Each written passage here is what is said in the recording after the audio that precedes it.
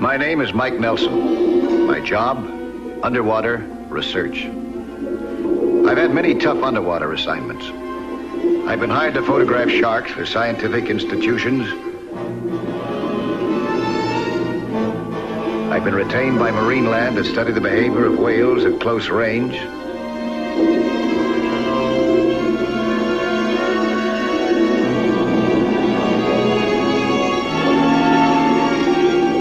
I've explored the treacherous hulks of sunken ships for insurance companies.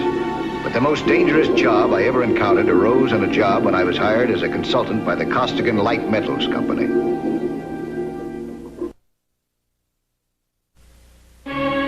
When I was told to report to the office of the president for briefing, I knew that my job was important. In his office, the first thing I saw was a strange rock. It glittered like a giant emerald. You're looking at the ore of beryllium, Mr. Nelson. Beryllium? Yeah, that's one of the light metals, isn't it? A vital defense material. But the United States has no stockpile. In case of war, we'd be in trouble. But now, there is a stockpile waiting for us, right here. Over 50,000 tons of high-grade crystals like that one. We've bought up the rights to mine it, but there's one tough problem. The vein is at the bottom of an underwater canyon. Strong surges of current flow right through it. Sides are covered with coral reefs and ledges. Our dredging equipment would get hopelessly snarled. Yeah, I can see that it would. Now, what I want you to tell me is this. Could a team of divers mine that ore? Well, that depends on quite a few things. How deep is the bottom of that canyon? 170 feet. Oh, that wouldn't be easy. The surge would rule out helmet divers. But skin divers equipped with aqua lungs might be able to handle it. Well, can they work at 170 feet? Only for a few minutes. But with extra air tanks, that could be stretched to, well, say, an hour per dive. How many such dives can a man make per day? Over a sustained period? 2. No, in that case, we'd need about 20 divers. You'll be lucky if you get 5. 5? Oh, there must be dozens of frogmen who'd sign up for this job. Men who've been trained to handle the toughest situations in the water. Down to 110 to 20 feet. Below that, they run into something that training can't prevent. Rapture of the deep. What's that? Well, it's kind of a groggy feeling. It's caused by compressed nitrogen in the body. The technical name for it is nitrogen narcosis. You don't know where you are and you start seeing things. Some men actually become violent. Well, does that affect all divers? More or less. Some divers can feel it coming on and they swim up to shallow water until it goes away. Others can't recognize the early symptoms. They're the ones that you won't be able to use. Well, will you help us find divers that we can use?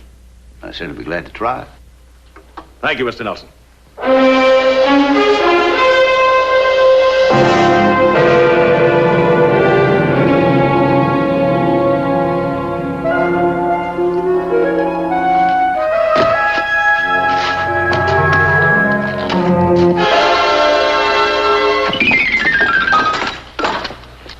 How are you going to bring heavy rocks up from 170 feet? Well, first we'll blast them loose from the volcanic lava. Then we'll go back down again and gather them up in steel mesh nets. The ship will haul them to the surface. Charlie, you can't make this kind of dough doing these kind of stunts and pictures. The money I make in pictures, I live to spend. Sorry, Mike. Too risky for me. See you, Mike.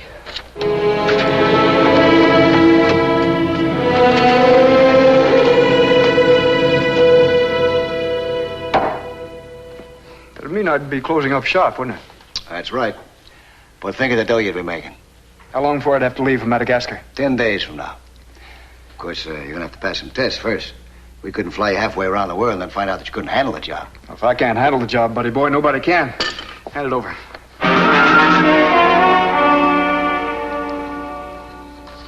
About how long would I be away? About a year. May I ask a question? Is it dangerous? Louise, your husband was one of the best frogmen in our outfit. If he passes these tests that I'm going to put him through, you haven't got a thing to worry about. I'm sorry, Doug. I don't want you to go.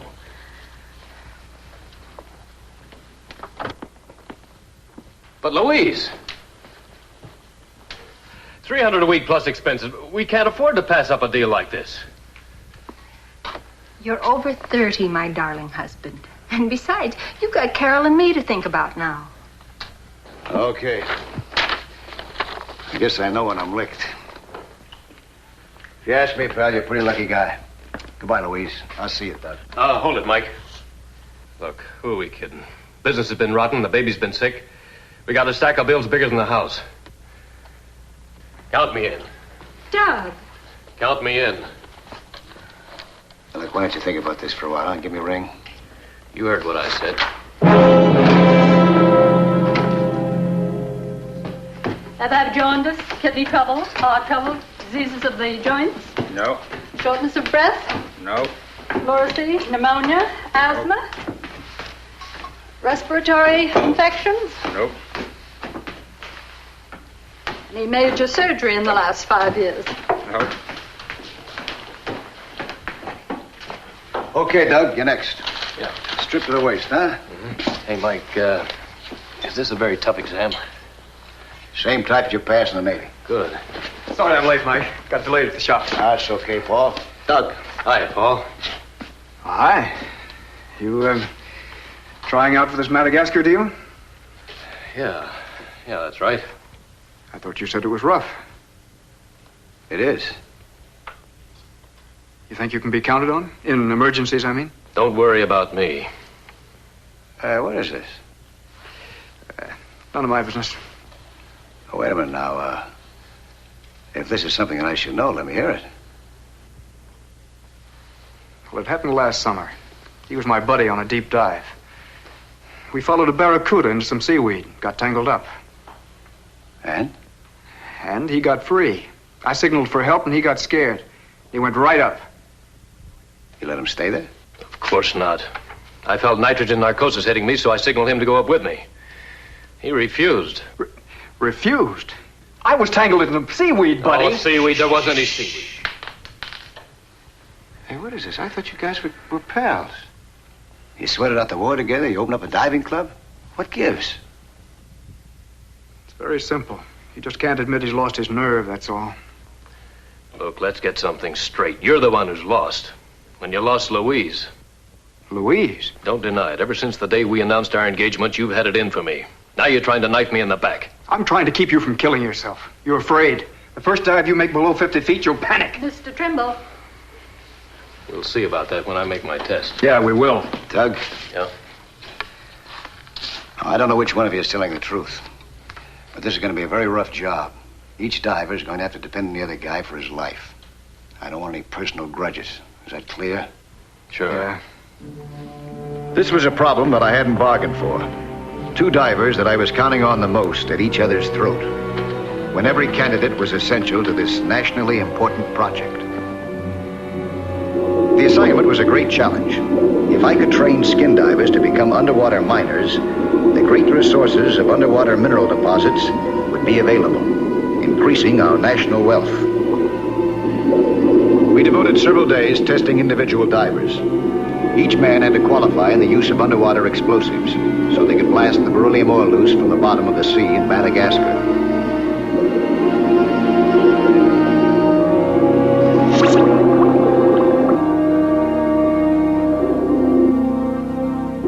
After the fuses were lit, we returned to our base of operation, a diving barge, anchored 1 mile offshore and equipped with a hoist, emergency devices, and a cabin with a decompression chamber, in case anyone might suffer from the rapture of the deep. This was the last day of the tests. Mr. Costigan was aboard, and he had very good reason to be concerned.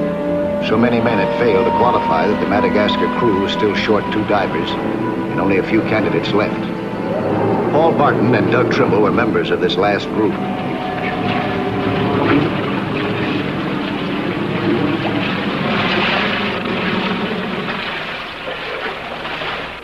About 5 seconds to go. Now.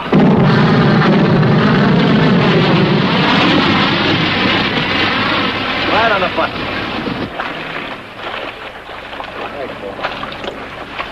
All right, men. We're right over the spot now.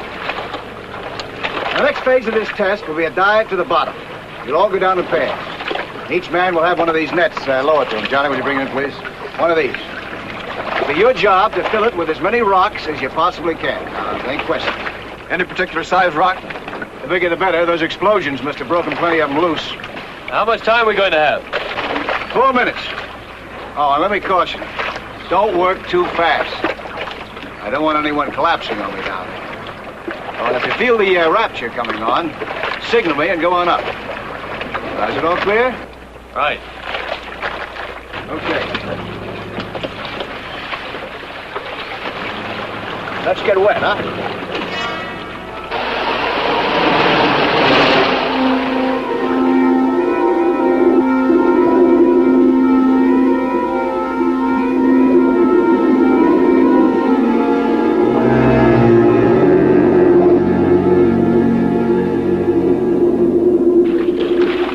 Right, Johnny, lower the net.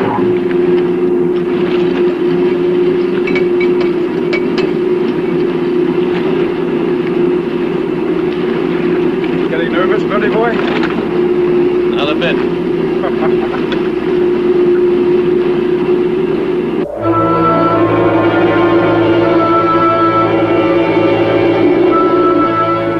I carried an underwater slate to grade them for performance and write down instructions.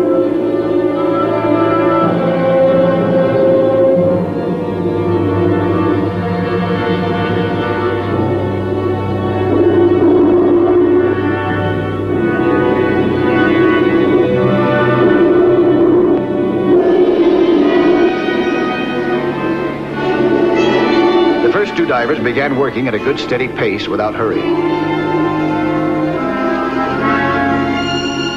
The water gave the rocks a certain amount of buoyancy, and I felt pretty hopeful that both of them may qualify. But working at a great depth, breathing compressed air for a prolonged time plays tricks on the mind.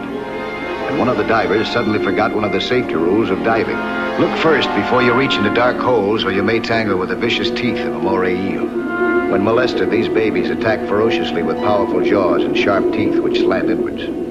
Suddenly the eel struck, fastening its teeth in his hand like fish hooks.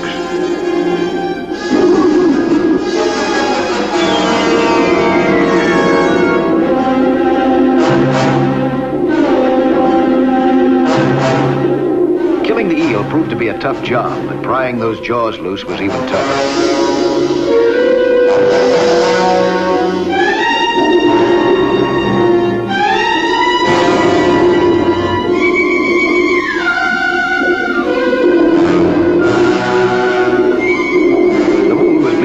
So I quickly improvised a tourniquet. This man had forgotten an important safety regulation. It was obvious that he was affected by Rapture of the deep. He didn't meet our safety standards, and we were still short of at least one diver.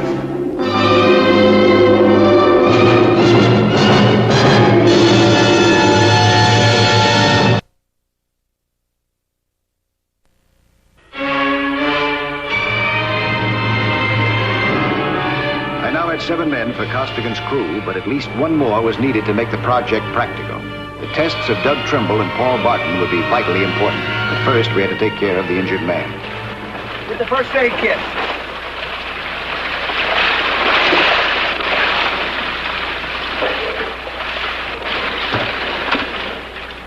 How you feel? Like I went through a buzzsaw. He was lucky. What do you mean? His buddy stuck by him. Why don't you knock it off?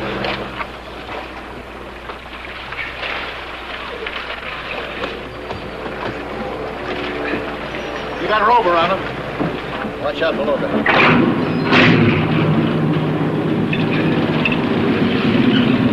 Not too late to back out. I could understand. Listen, I told you to knock it off.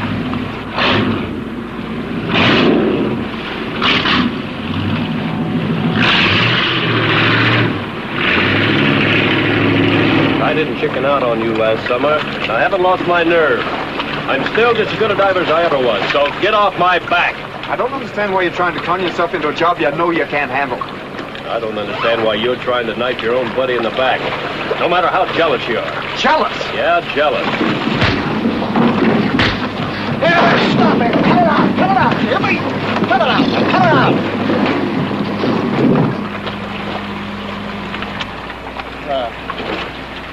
suppose I ought to be grateful to both of you. You saved me from making a costly mistake. Putting you on the crew. You're both out. Hey, hold it, Mike. Why not take one of them?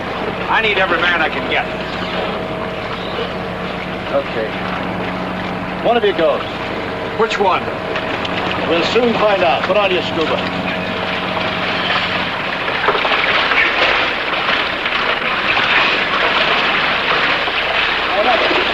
You'll be graded not only on the number of rocks you can gather, but on diving technique, response to orders, and reaction to emergencies. All right, let's go.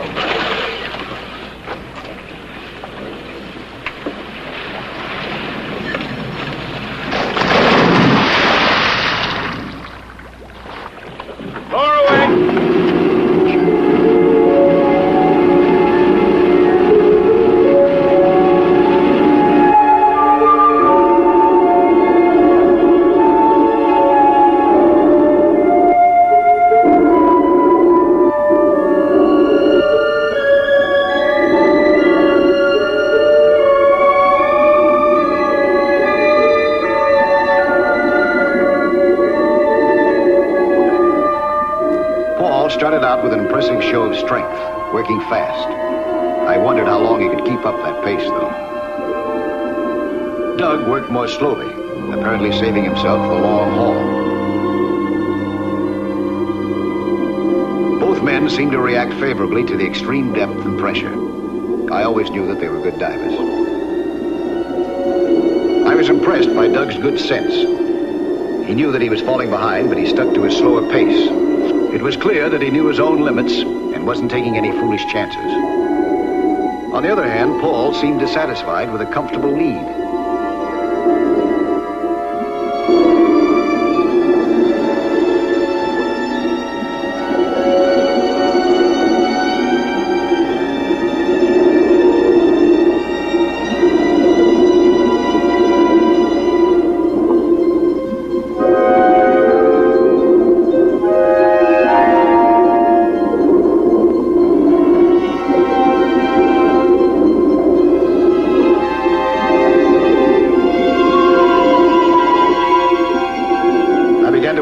Push himself to the point of exhaustion, which can come on you with surprising suddenness at this depth, without any signs of forewarning.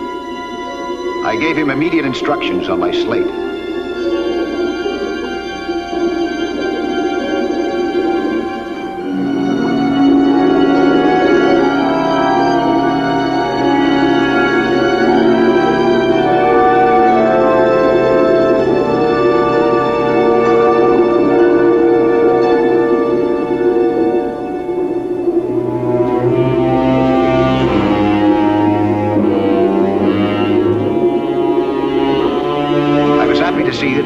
To orders, something any child can do in the fresh air and sunshine, but which is far from simple under these conditions.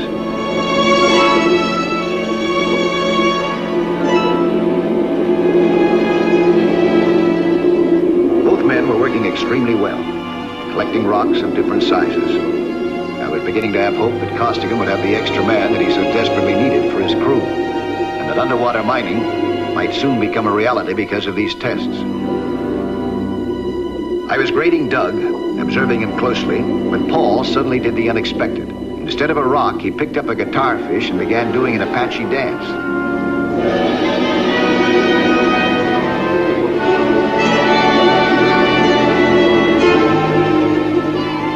Then he seemed to think that it was a golf club and imagined himself on the fairway. He was as giddy as a schoolgirl. This wasn't funny.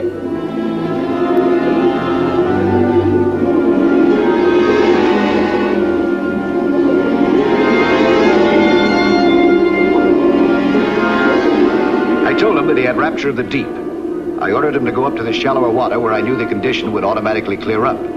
But instead of obeying, he nearly bashed my head in.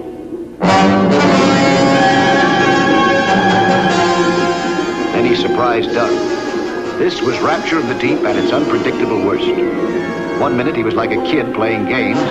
The next he was a crazed madman bent on killing every living creature within reach.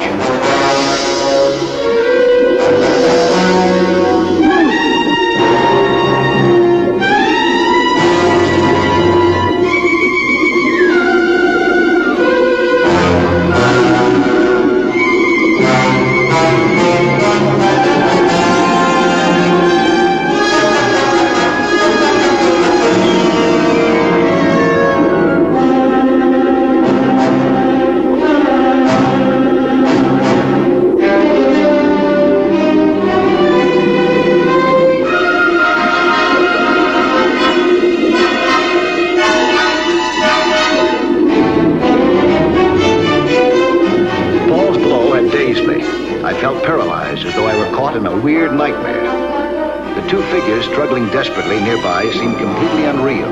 I kept waiting for them to disappear. But those fighting shapes persisted, and when they finally became shockingly real to me, I grabbed Paul. But he seemed to have the strength of a madman.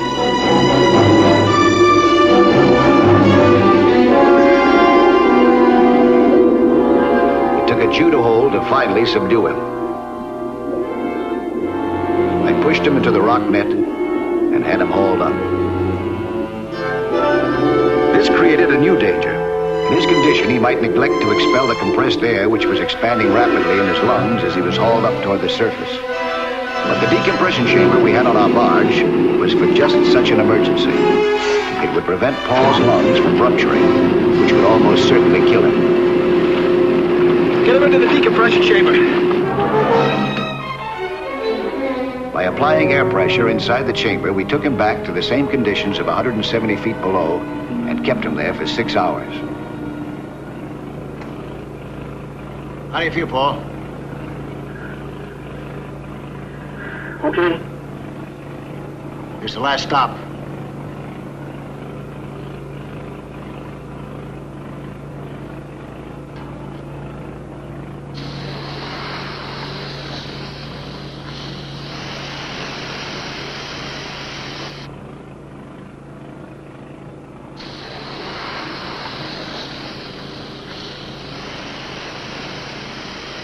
After reducing the pressure in slow stages, it was safe to open the lock of the chamber. Is there a blanket over there, Mr. Costigan?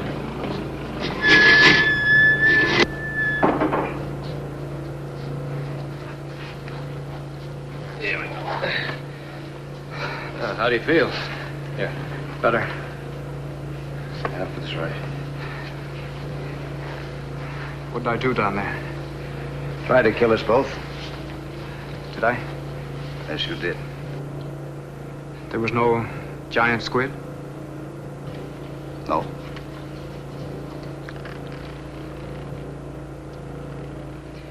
Last summer, no seaweed.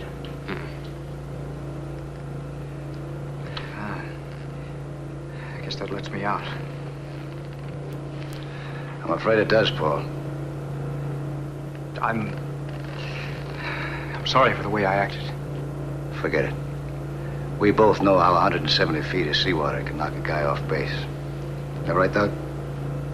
That's right.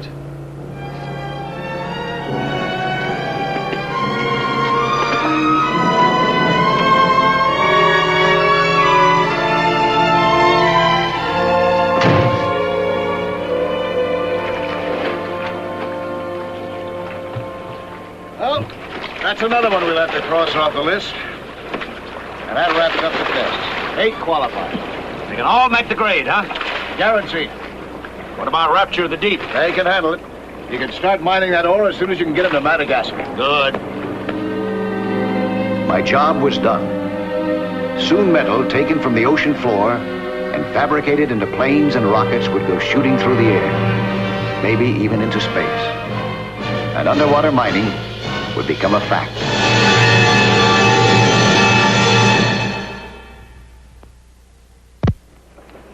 Hi, I'm Lloyd Bridges, inviting you to join us for another action-packed story of underwater adventure 1 week from today.